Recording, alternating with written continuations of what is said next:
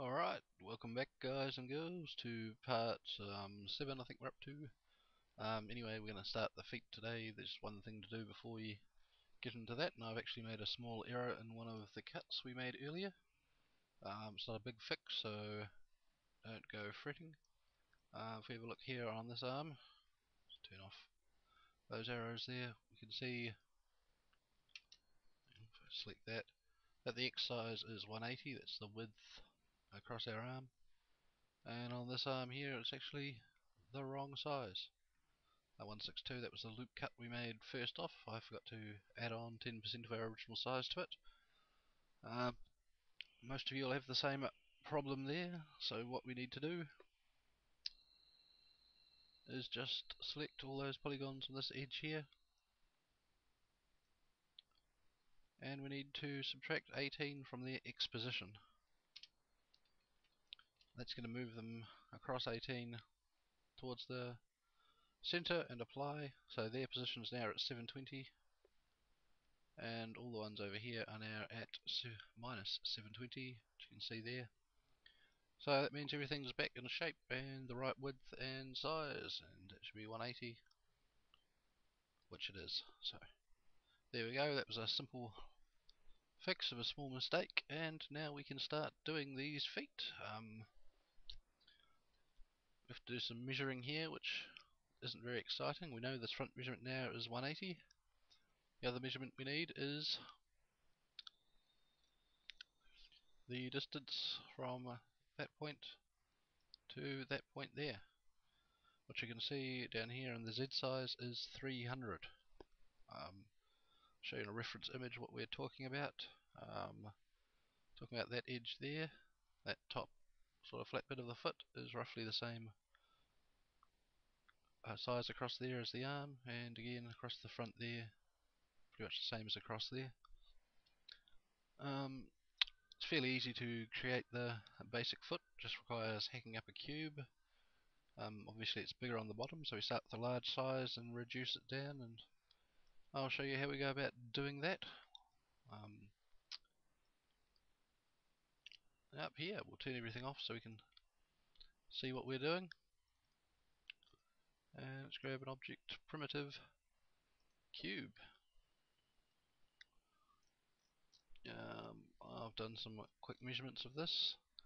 The Z size we want roughly at 500.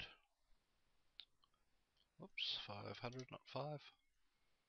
And segments to 5. That means every segment here is 100 across, and we're going to put an angle up there to get the shape of the foot, meaning we'll have our 300 across the top that we need. For around the front of the cube, the X size, we want that set at 360 and 5 segments again. And for the height for our foot, we want about 400, and the one Y segment is fine for now.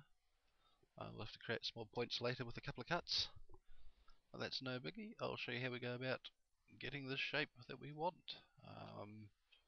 Need to make a cube editable, of course, so hit C on your keyboard and grab your polygon select tool. You want to have only select visible elements ticked so that we don't select polygons in the background. Just want these 5 across here and delete those. We're going to create our own polygon here. You know this tool, we've used that before, so we'll start up there, down across the bottom.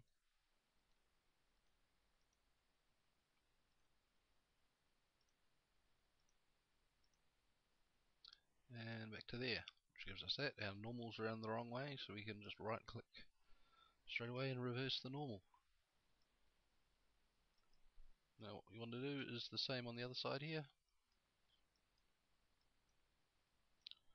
If you hit space, it'll switch between the last tool you used and your current tool. So the last one we used was the select tool, so we'll hit that again. And delete, and space again. That brings us back to our create polygon tool. So again, the same shape. Just like there, make sure you get it in the right point, unlike the trouble I had earlier.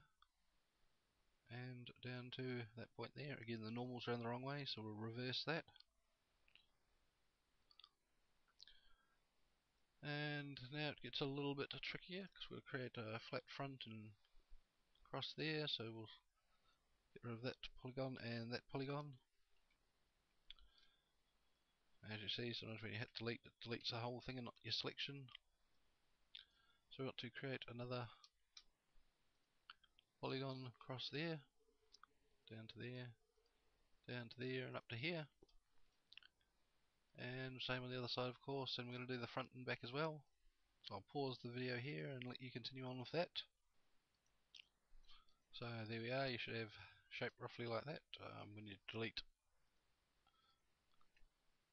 that one there as well. And again, we're going to put in a polygon to fill that hole.